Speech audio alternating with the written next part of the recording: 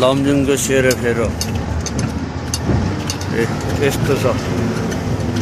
हेर्नुहोस् बाटो व्यापक बस्ती भएको एरिया यस्तो उजाड छ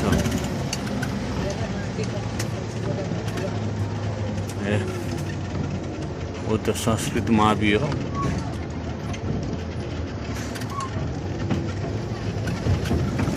हेर्नुहोस् मान्छे नबसेपछि कस्तो हुन्छ अवस्था हेर्नुहोस् हाम्रो स्कुल पाणिनि संस्कृत माध्यमिक विद्यालय ल हो आश्रम यस्तो छ पाणिनि स्कुल ल हेर्नुहोस्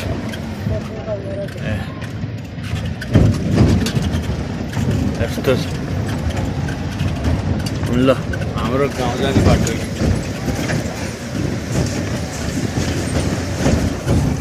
यस्तो बाटोमा चाहिँ हिँड्नु पर्यो